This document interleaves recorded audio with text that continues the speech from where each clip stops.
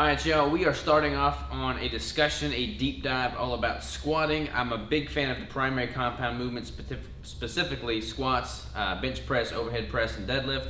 Today's video is going to be all about the squats. I got Coach Bronson with us. He's going to demonstrate a few techniques and a few tactics. Let's dive in, man. All right, so I think the first thing that we talk about that we hear a lot of people discuss is how to find a good squat stance, right? You know, am I narrow, am I wide, what am I doing here? So when we talk about finding a squat stance, there's a combination of things we need to worry about, right? We need to worry about power development and how much power am I getting, but then there's also that biometric or that biomechanical aspect of how are you built, right? Because people have long shins, long femurs, all that kind of stuff.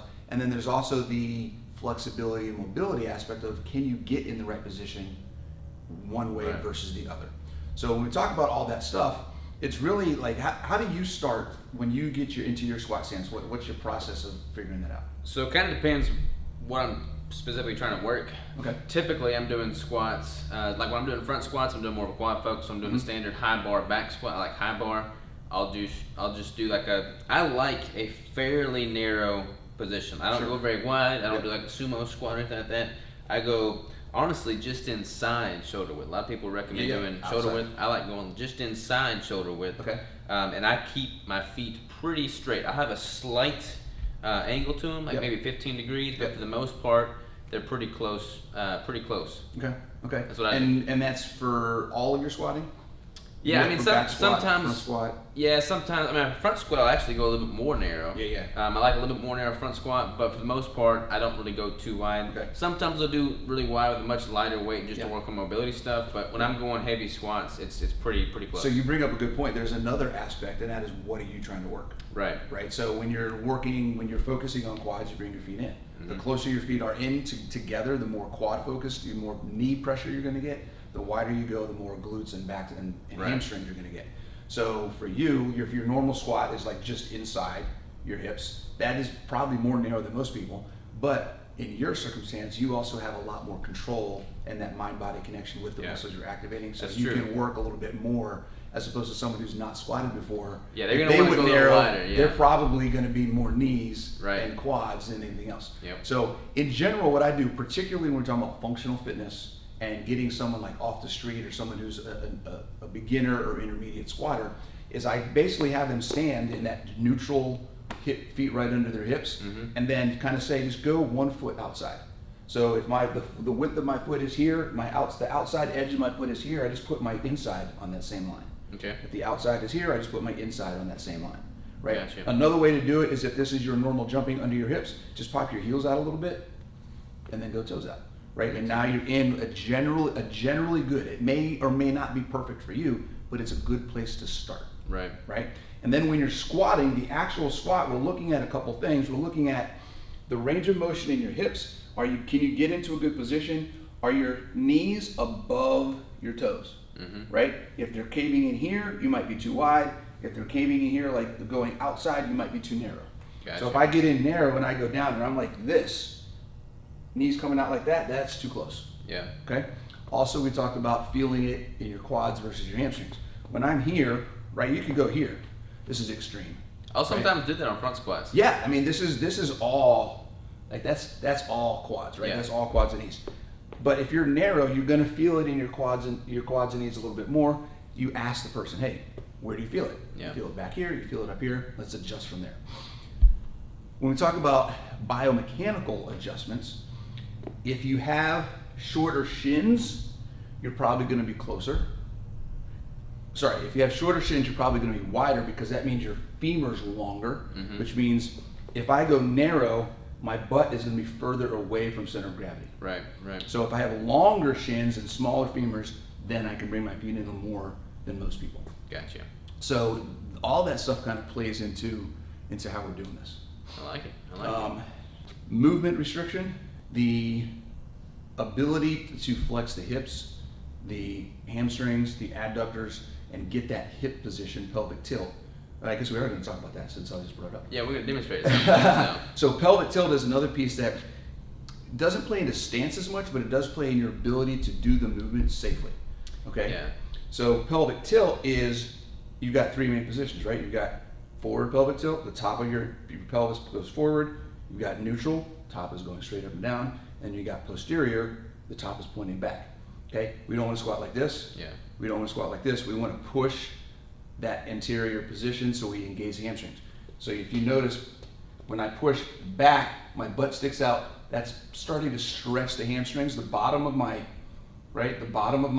pelvis is now pushing and pulling because the hamstrings attached to that part of my pelvis. And then I squat, I can keep all that tension back here. Mm-hmm. It's not in my lower back. When I'm posterior or neutral in that position, and I start to go back, now I'm doing this. Yeah, rolling Right, shoulders forward. my lower back is kind of taking over.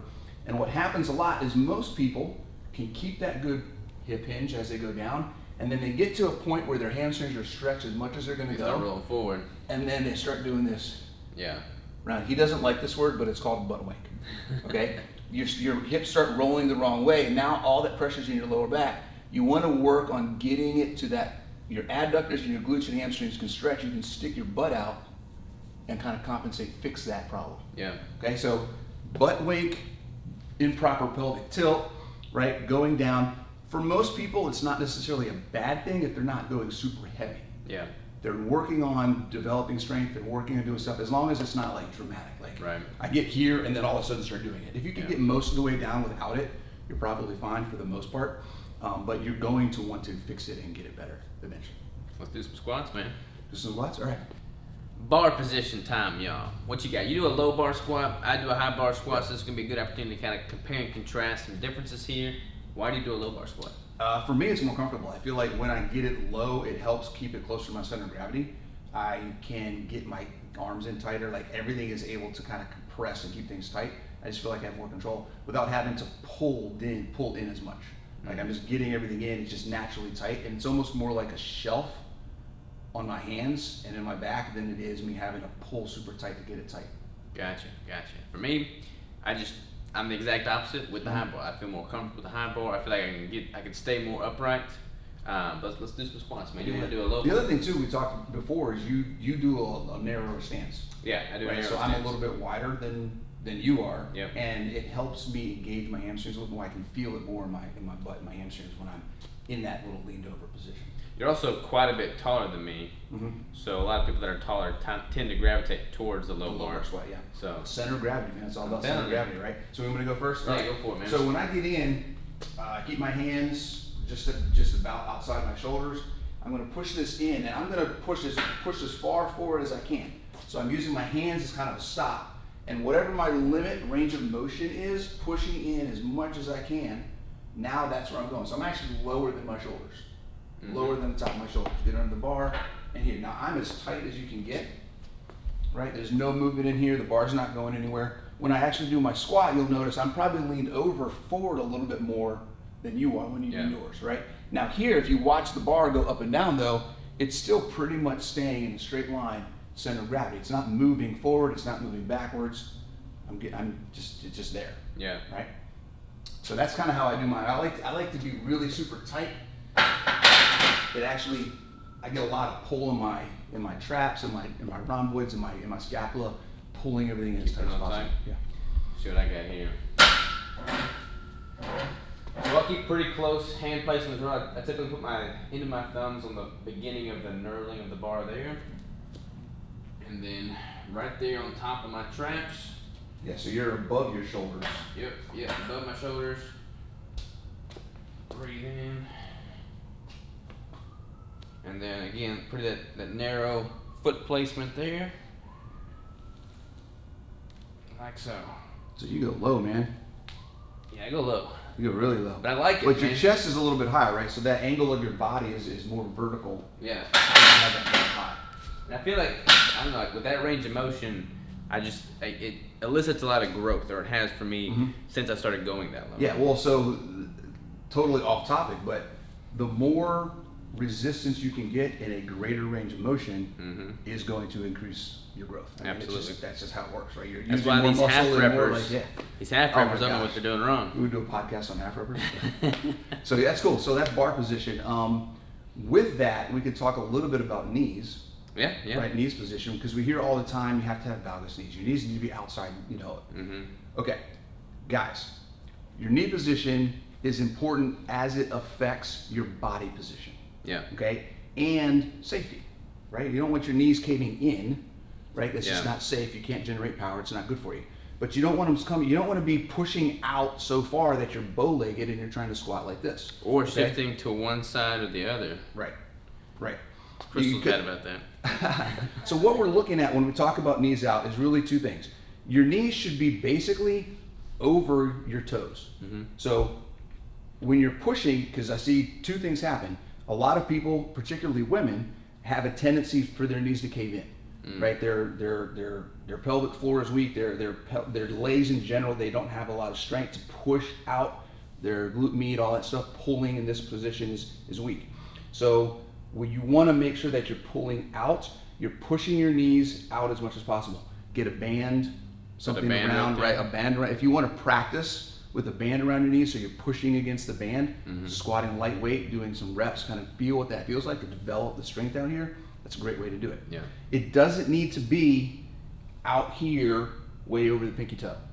Right? I like to say your pointer toe, your big toe, like keep it out there in front so it's going forward. If you put your toes out a little bit, that's fine. Sometimes people need to do that because their hip mobility or their ankle mobility is a little limited. Perfectly fine. Just make sure you're not overdoing it. Right. Okay? Definitely we don't want this when you're squatting.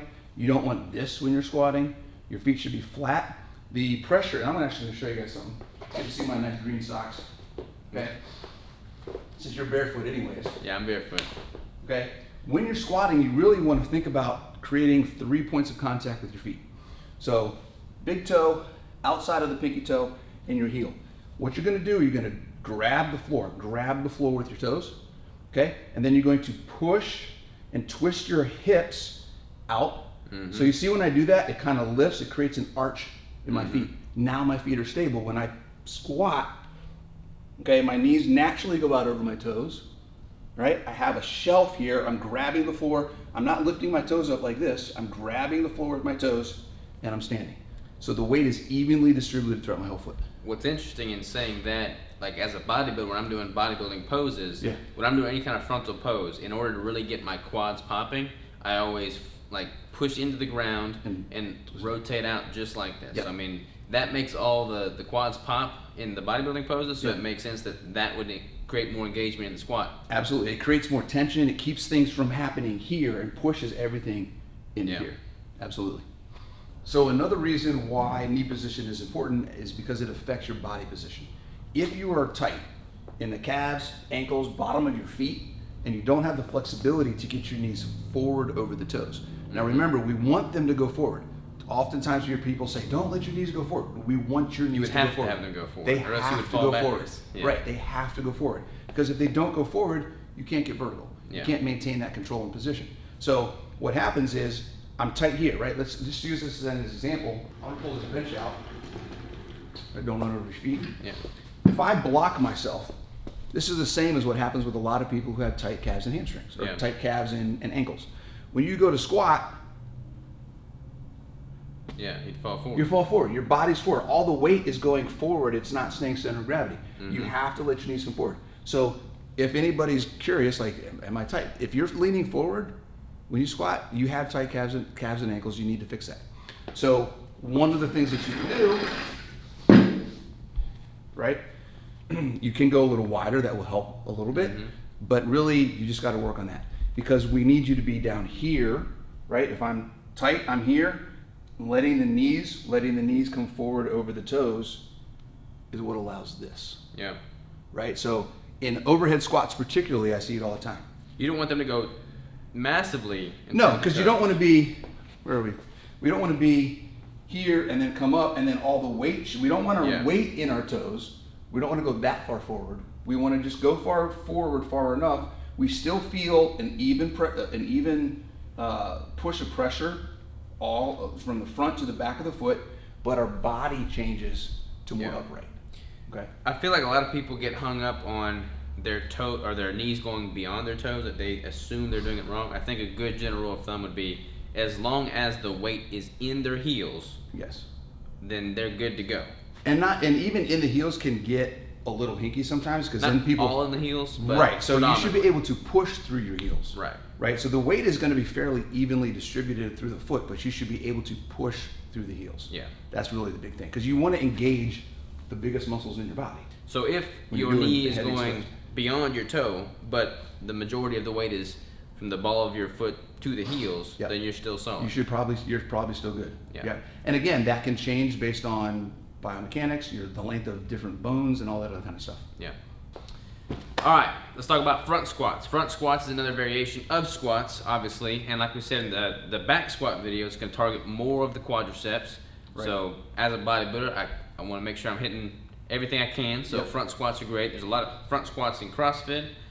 We do front squats a little bit differently as well. Yeah. You probably do them better, but let's dive into front Better squats. is relative, right? Because it's Yeah. about purpose. So the one thing with the front squats is a lot of it, particularly when you have a good front rack, when you're working on the front rack, it forces you to improve range of motion in the shoulders and build stability and strength. So it's lower body, but it also forces you to work on some upper body deficiencies as well. Absolutely. So when I do a front squat, when we talk about the front rack, what we're talking about is getting the barbell into a position where it's actually resting on the top of your shoulders, okay? So a couple things that happen a lot with people that are learning how to do this, they don't have the flexibility to let the bar rest, so they're out here like this. They can't get their elbows up, or even if they do get their elbows up, they're so tight the bar can never touch, okay? So that's one thing. We want to work on your lats and your shoulder flexibility for that. Another one is being able to just hold the bar in general. Most people are out here like this. My wrist hurts, my wrist hurts, my wrist hurts, I can't grab the bar, right? So the things that we do to fix those two deficiencies, right? First is understanding what a good position is, okay? One, when you're in the front rack, you're actually forcing your shoulders forward, right? So you're pulling everything forward. That creates this space, right? When I'm tight in the back, right? My everything's tight. When I push forward, now everything opens. You can see that from the side. When I'm here, now my wrist is jacked up. When I come out, I'm creating some space so my wrist isn't bent as much. Right. It allows me to grab. It allows me to get my elbow up and all that stuff. If the bar's not touching the shoulders, you're losing a lot of the power because then your arms become shock absorbers, right? You're in here, I'm up here. Every time I do anything, I'm losing all the power. I want it That's on my probably shoulders. not good on your shoulders. It's not good on your shoulders. It's not good on your wrist. Yeah. Any of that stuff. So it's three things to keep in mind. You're pushing forward. You want to make sure that you come back. The position of the hand on the bar. Okay? Try this test. I'm going to see if it works on you. Okay? Hands at your side, palms out. Okay? Now, turn and face the camera. Notice, guys, his arms come out naturally. They're coming away from his body. If you lift that arm straight up in the air, okay, right in front of you. Now, keeping this position, your shoulders are externally rotated. Keeping that position, you come back, bend your elbow, right? You're outside your shoulder. Most people are inside the shoulder, right? So when you come up here, this is the position you want to be in, hands outside the shoulder. Most people come up like this, and they start coming in, and they go, It's because I'm so jacked, right? That's what it is. Got the lats. right? So working on external rotation and being able to stay out here in that position is really a big key. Your hands should not be touching your shoulders in the front rack. Gotcha. If your hands are in here, you need to work on that external. I don't even know if I've got the mobility to do that as you hold it here. So, Boom, there you go. Look at that. yeah. Yeah, your left And your hand, wrist is your supposed to left be- hand could probably come out just a little bit. There you go. Boom, there it is, right? So you Does got big, feel a you little got, tight. you got big delts, right? So It that, does that feel a little works. tight. See, for me, I'm typically doing a cross body, Yeah. but I think I've got, like, not that I've got massive shoulders by any means, but I got enough shoulder where by doing that, it kind of nestles Sure. into position. Sure. And as long as I've got my balance, I'm pretty good. So that's the thing, right? You got to do a little extra work to keep the balance. Right. If you can start practicing this, Then I have to you'll take notice balance your out of the equation. weight will actually go up because now you're pulling it. It's like a back squat. Yeah. If your back is loose, if your hands are loose, you can't lift as much. Right. So you want to get everything in. If you get everything in here, now you're tightening everything in, and that connection to the weight is a lot better. You can put more weight up. I like it. I like it. There you go. Cool. All right, so one of the things you can do if you have trouble getting in a good front rack position is use some towels. So you want to do this? You want to demonstrate this? Sure, sure. All right, so you're basically going to take a towel and you're going to put it where your hands would be. Actually, go and get it in. Get it up. Get it up? Yeah. Just gonna hold the towel? Yeah. Okay. Right, so that's where his hands are going to be. We're basically just going to take this, wrap it there, grab that. Tight up in here, tight, tight, tight, tight. Boom, there we go. Take this one. Tight, tight, tight, right? And then there he's in that position. So he's working on getting his elbows up. He's still connected to the bar. The closed chain connection from the shoulder all the way through the arm to the bar is what we're looking for. If you can get tighter, can you squeeze up on there and get any tighter? Yeah, get it. These towels are a little thicker than maybe you might need. Little towel, like little thicker. Little workout towels are probably a good idea. Yeah. But now he's actually connected. He's got tension throughout the whole system, and he can squat more weight that way and be in control. We didn't mention earlier too, but with the front squat, we typically go a little bit more narrow than a back squat to target more of those quads again. So, which means your knees probably gonna go a little bit farther in front of your toes.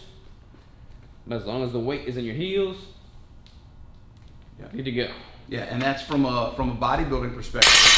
Getting it closer. There's a lot of shifts and differences between a bodybuilding focus and a functional fitness focus. Yeah. So just moving to the front rack is gonna target the quads more, but for what you're looking for, actually moving your feet in adds to that effect.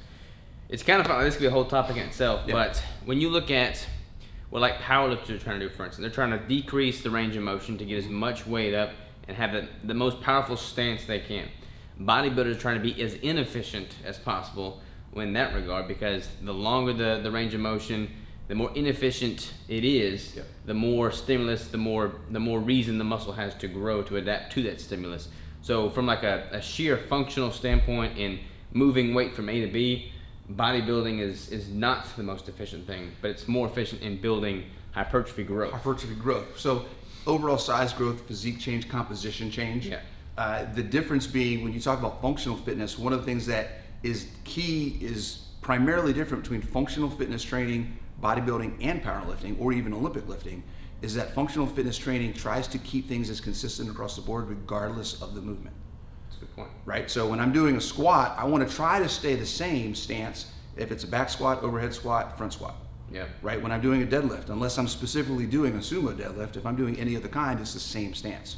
So we try to keep things, because we want to instill movement patterns that you don't have. It's about being efficient with your time, right? You're a CrossFitter, you're a functional fitness person, and you go to the gym 3 or 4 days a week. You want to get the most bang for your training buck as possible. So every time you do a movement, if you can replicate that movement in another movement, you're doubling the training time for that movement. Yep, absolutely. Let's call it a day.